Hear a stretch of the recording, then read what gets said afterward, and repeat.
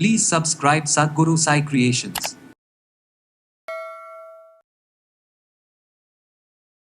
தொடர்ந்து ஒரு மூலிகை எத்தனை நாள் சாப்பிடலாம், இல்லை தொடர்ந்து சாப்பிட்றதுனால அந்த நோய் குணமாகிறது இல்லை வேற ஏதாவது பிரச்சனைகள் வருமா அப்படின்னு கேட்டிங்கன்னா, அப்படி இந்த கீழாநெல்லி சின்ன தாவரம் தான். இது வந்து ஒரு சின்ன ஹெர்ப் அப்படின்னு சொல்லலாம்.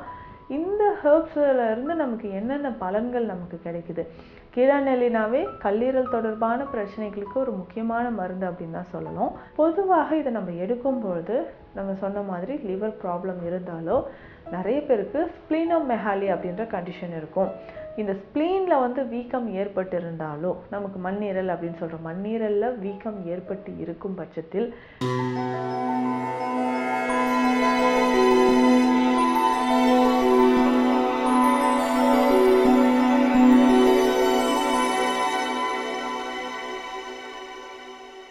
சத்குரு சாய் கிரியேஷன் வியூவர்ஸ் அனைவருக்கும் வணக்கம். நான் டாக்டர் நித்யா, சித்தா ஃபிசிஷியன். சில நோய்களுக்கு நம்ம இந்த மூலிகை நல்லது அப்படின்னா தொடர்ந்து அந்த மூலிகையை நம்ம வந்து சாப்பிட்டுக்கிட்டே இருப்போம் இல்லையா? அந்த மாதிரி தொடர்ந்து ஒரு மூலிகை எத்தனை நாள் சாப்பிடலாம், இல்லை தொடர்ந்து சாப்பிட்றதுனால அந்த நோய் குணமாகிறது இல்லை வேற ஏதாவது பிரச்சனைகள் வருமா அப்படின்னு கேட்டிங்கன்னா, சில நோய்களுக்கான நாளளவு மருந்தளவு அப்படின்ட்டு இருக்கும். இந்த நோய்க்கு இந்த மூலிகையை நீங்கள் எடுத்திங்கன்னா இத்தனை நாள் எடுத்தால் போதும் அப்படின்ற மாதிரி. ஆனால் தொடர்ந்து நம்ம எடுக்கும்போது அதனாலையும் சில விளைவுகள் ஏற்படலாம். ஸோ அந்த மாதிரி தான் இன்று பரவலாக எல்லாருமே கிராமப்புறங்களாக இருக்கட்டும், ஸோ நகர்ப்புறங்கள்லேயும் சரி இந்த மூலிகையை வாங்கி நிறைய பயன்படுத்துகிறோம். ஆனால் இதில் இருக்கக்கூடிய ஹெல்த் பெனிஃபிட்ஸ் ரொம்ப எக்கச்சக்கமானது. ஸோ கரெக்டாக நம்ம அதை வந்து ஃபாலோ பண்ணோம்னா நல்ல ஒரு ஹெல்த்தியான ஒரு லைஃப் வந்து நமக்கு கிடைக்கும்னு சொல்லலாம். அப்படிப்பட்ட ஒரு மூலிகை தான் கீழாநெல்லி அப்படின்னு சொல்கிறோம். இந்த கீழாநெல்லி இந்த மூலிகை எளிமையாக எல்லா இடங்கள்லையுமே கிடைக்கும். ஸோ கீரை விற்கிறவங்க கிட்ட கூட இந்த கீழாநெல்லி வந்து கிடைக்கும். நம்ம வாங்கி அதை பயன்படுத்தலாம். அப்படி இந்த கீழாநெல்லி சின்ன தாவரம் தான். இது வந்து ஒரு சின்ன ஹெர்ப் அப்படின்னு சொல்லலாம். இந்த ஹெர்ப்ஸ்ல இருந்து நமக்கு என்னென்ன பலன்கள் நமக்கு கிடைக்குது? கீழாநெல்லினாவே கல்லீரல் தொடர்பான பிரச்சனைகளுக்கு ஒரு முக்கியமான மருந்து அப்படின்னு தான் சொல்லணும். அதுலேயும் நம்ம வந்து ஜாயிண்டிஸ் மாதிரியான பிரச்சனைகள், காமாலை நோய்க்கு இந்த கீழாநெல்லி ரொம்ப ரொம்ப சிறந்தது. ஏன்னா இது வந்து ஒரு ஹெப்படோ ப்ரொடெக்டிவ் ஹெர்ப் அப்படின்னு சொல்லலாம். கல்லீரலுக்கு எந்த நோயாக இருந்தாலும் கீழாநெல்லி, அடுத்தது கரிசலாங்கண்ணி, இது ரெண்டுமே கொடுத்தோம் அப்படின்னா இம்மிடியேட்டாக நமக்கு வந்து நல்ல ஒரு ரிலீஃப் கிடைக்கும். ஸோ அந்த மாதிரி கல்லீரல் எந்த அளவுக்கு பாதிக்கப்பட்டு இருந்தாலும், கால் பிளாடரில் ஸ்டோன் இருந்தாலும் சரி, liver cirrhosis, so alcoholic fatty liver condition இருந்தாலும் சரி, ஸோ ஃபேட்டி லிவர் நார்மலான ஒரு ஃபேட்டி லிவர் இருக்குது. ஸோ இந்த மாதிரி கல்லீரலில் ஏற்படக்கூடிய பிரச்சனைகள், கல்லீரலை பாதுகாப்பதற்கு நமக்கு கீழாநெல்லி பெஸ்ட்டாக இருக்கும். பொதுவாக என்ன பண்ணுவோம், நமக்கு காமாலை இருக்குது, ஜாயிண்டிஸ் இருக்குன்னா கீழாநெல்லியை தான் நம்ம பயன்படுத்துவோம். இந்த கீழாநெல்லியை எடுத்து நம்ம என்ன செய்ய போகிறாங்கன்னா, இதில் நம்ம அரைச்சி ஒரு கற்கம் மாதிரி அரைச்சி நம்ம என்ன மோரோட கலந்து சாப்பிட்டா ஒரு நல்ல பலன் வந்து நமக்கு கிடைக்குது. மோர் அப்படின்னு சொன்னோமா, காலையில் பசு மோரில் வெறும் வயிற்றில் நெல்லிக்காய் அளவு கீழாநெல்லியை அரைச்சி குடிக்கணும். இது வந்து 7 to 10 நாட்கள் குடித்தா போதுமானது. எப்படி நம்ம வந்து இந்த சிறுநீரகத்துக்கு சில மூலிகைகள் இருக்கும், முக்கியமாக ரணஹள்ளி சார் வந்து காலையில் வெறும் வயிற்றில் குடிக்கிறது, அந்த மாதிரி தான் இப்போது இந்த கல்லீரல் சம்பந்தப்பட்ட பிரச்சனைகளுக்கு கீழாநெல்லியை நம்ம பயன்படுத்தலாம். கீழாநெல்லி அப்படின்னு சொல்லும்பொழுது இந்த மூலிகையில் மோரில் கலந்து காலையில் நம்ம குடிச்சோன்னா என்னென்ன ஹெல்த் பெனிஃபிட்ஸ் நமக்கு கிடைக்கும் அப்படின்னு பார்க்கலாம். கிட்டத்தட்ட இது வந்து கீழாநெல்லியை முழு தாவரமாக எடுக்கலாம், இல்லை வேறு பகுதியை கட் பண்ணிவிட்டு மற்ற பாகங்களுக்குள்ளேயும் போட்டு நல்லா அரைச்சிடணும். ஃபைனாக நல்ல பேஸ்ட் மாதிரி அரைச்சிட்டு நெல்லிக்காய் அளவு எடுத்து மோரில் கலந்து காலையில் குடிக்கணும். இப்படி குடிக்கிறதுனால யாரெல்லாம் இதை குடிக்கலாம், இல்லை எத்தனை நாட்கள் இதை குடிக்கலாம்ன்றதை நம்ம தெரிஞ்சுக்கணும். பொதுவாக இதை நம்ம எடுக்கும்பொழுது நம்ம சொன்ன மாதிரி லிவர் ப்ராப்ளம் இருந்தாலோ, நிறைய பேருக்கு ஸ்ப்ளீனோமெகாலி அப்படின்ற கண்டிஷன் இருக்கும். இந்த ஸ்ப்ளீனில் வந்து வீக்கம் ஏற்பட்டு இருந்தாலோ, நமக்கு மண்ணீரல் அப்படின்னு சொல்கிறோம், மண்ணீரலில் வீக்கம் ஏற்பட்டு இருக்கும் பட்சத்தில் நிச்சயமாக நமக்கு வந்து அதை ரிவர்ஸ் பண்ணி கொண்டு வர்றதுக்கு இந்த கீழாநெல்லி பயன்படுது.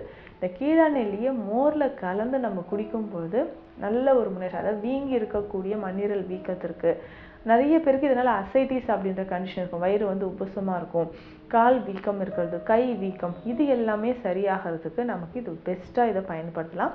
அதே மாதிரி சிறுநீரகம் தொடர்பான பிரச்சனைகள் இருக்கும் பொழுதும் இந்த கீழாநெல்லியை நம்ம பயன்படுத்தலாம்.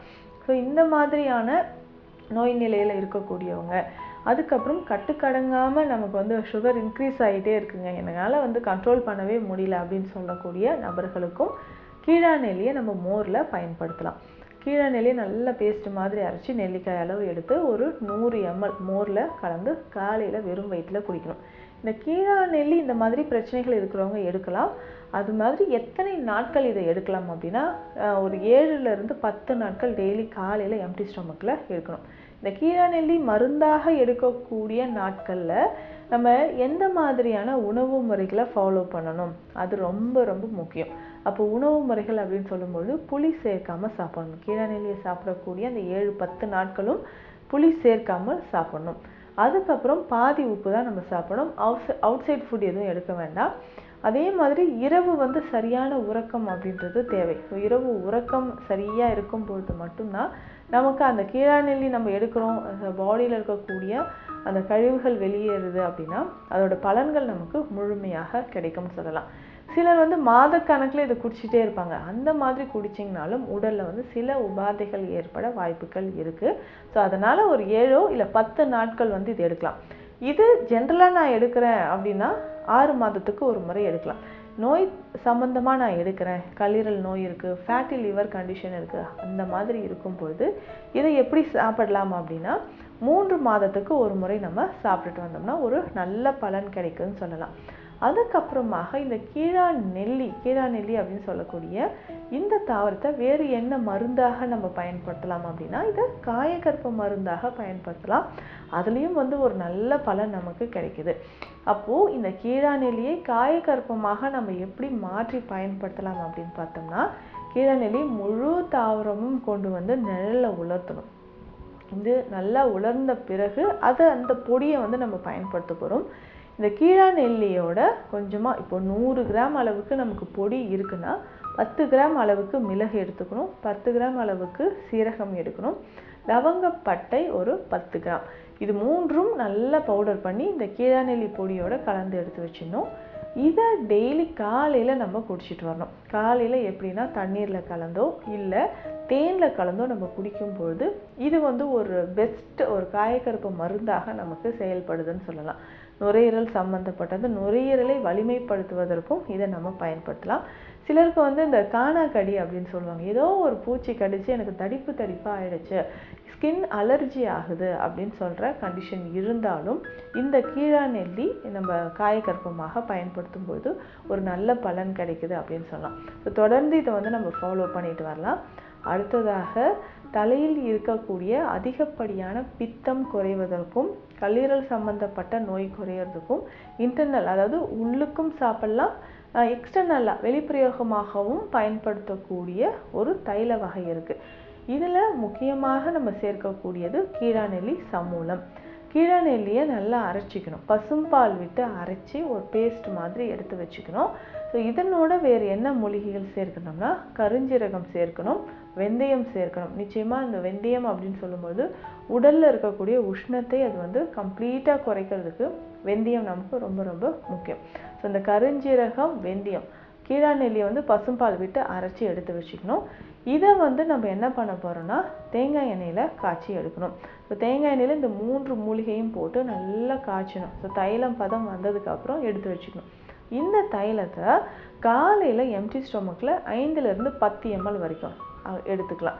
ஸோ ஒரு அடல்ட்ஸை குழந்தைகளுக்கு இது கொடுக்குறோம்னா ஒரு 5 ml கொடுத்தா போதும்.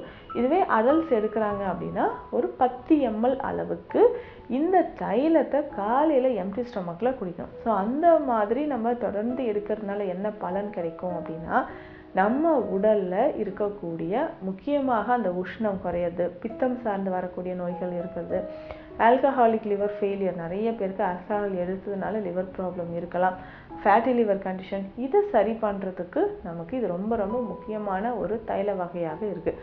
அது மட்டும் இல்லாமல் அதிகமான தலைமுடி உதிர்த்தல் பிரச்சனை இருக்கிறதோ இல்லை ஒரு சிலருக்கு வந்து பார்த்தோம்னா டேண்ட்ரஃப் இருந்துக்கிட்டே இருக்கும், குறையவே இல்லைங்க, இது என்ன தான் பண்ணியும் எனக்கு வந்து டேண்ட்ரஃப் குறையல அப்படின்னு சொல்கிறவங்களுக்கு இந்த தைலத்தை தலையில் அப்ளை பண்ணும்போது பொடுகு பிரச்சனை கொஞ்சம் கொஞ்சமாக குணமாகும். இதுதான் கீழாநெல்லி தைலம் அப்படின்னு சொல்கிறோம்.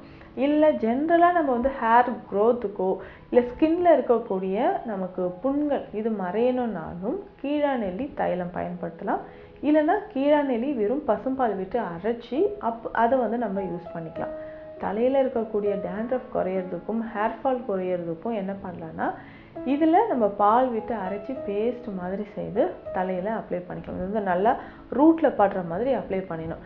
அந்த மாதிரி ஒரு வாரம் 2 முறை நம்ம ஃபாலோ பண்ணிட்டு வந்தாலே, இந்த கீழாநெல்லி ஹேர் பேக் மாதிரி போட்டுட்டு வந்தாலே தலையில் இருக்கக்கூடிய முடி உதிர்தல் பிரச்சனை குணமாகுதுன்னு சொல்லலாம். அதே மாதிரி கீழாநெல்லி பொடி நிழலில் உலர்த்தி அந்த பொடியை எடுத்து வச்சுருக்கோம் இல்லைங்களா, இதை அப்பப்போ எந்த மாதிரியான கண்டிஷனுக்கு பயன்படுத்தலாம் அப்படின்னா, பித்த வாந்தி வருது, நிறைய பேர் சொல்லுவாங்க அது பித்த வாந்தி, காலையில் எந்திரிச்சோடனே எனக்கு வந்து ஒரு மாதிரி வாய் கசப்பு பித்த வாந்தி ஏற்படுது அப்படின்னு சொல்லுவாங்க. அந்த மாதிரி கண்டிஷன் இருக்கிறவங்களுக்கும் தைராய்டு கிளாண்டில் வந்து ஸ்வெல்லிங் இருக்குது அப்படின்னாலும் இந்த கீழாநெல்லி பொடியை நம்ம பயன்படுத்தலாம். கீழாநெல்லி பொடி அப்படின்னு சொல்லும்போது இதை தேனில் கலந்து நம்ம காலையில் இரவு நேரத்துலேயும் நம்ம சாப்பிட்டுட்டு வரலாம். தைராய்டு பிரச்சனைக்கு இந்த கீழாநெல்லி எப்படி பயன்படுத்தலாம் அப்படின்னா, தொண்டையில் வந்து வீக்கம் இருந்துக்கிட்டே இருக்கும். ஸோ அந்த சமயத்தில் கீழாநெல்லி பொடியோட மஞ்சள் பொடி சேர்த்து நல்லா தண்ணி விட்டு மிக்ஸ் பண்ணிக்கணும். இல்லைன்னா இஞ்சி சாறு கொஞ்சம் விட்டு மிக்ஸ் பண்ணிவிட்டு தொண்டையில் வீக்கமாக இருக்கக்கூடிய அந்த இடத்துல வந்து நம்ம பத்து போட்டுக்கிட்டே வந்தோம்னா அது வந்து குறைய ஆரம்பிக்கும். அப்போது கீழாநெல்லியிலிருந்து நம்ம கற்பம் மருந்து, கீழாநெல்லி சூர்ணம் கற்பம் மருந்தாக பயன்படுத்தலாம். அதுக்கப்புறம் பார்த்தோம்னா கீழாநெல்லி தைலம் ரொம்ப ஈஸியான ஒரு ப்ரிப்ரேஷன் தான் நான் சொல்லியிருக்கேன். அந்த கீழாநெல்லி தைலமாக நம்ம பயன்படுத்தும் பொழுதும் நம்ம உடலில் இருக்கக்கூடிய பல வகையான, முக்கியமாக பித்தம் சார்ந்து இருக்கக்கூடிய நோய்கள், இன்டர்னல் ஆர்கன்ஸ் உள்ளுறுப்புகளை பலப்படுத்துவதற்கும் இந்த கீழாநெல்லி தைலத்தை பயன்படுத்தலாம். ஸோ இந்த பதிவில் ஜென்ரலாக நம்ம ஒரு நிறைய மருத்துவ குணங்கள் இருக்கக்கூடிய கீழாநெல்லி மூலிகை அதை எப்படி பயன்படுத்தலாம், அதில் நம்ம ரொம்ப சிம்பிளாக செய்யக்கூடிய மருந்து வகைகள் எல்லாம் பார்த்தோம். மீண்டும் அடுத்த பதிவில் சந்திக்கலாம். நன்றி.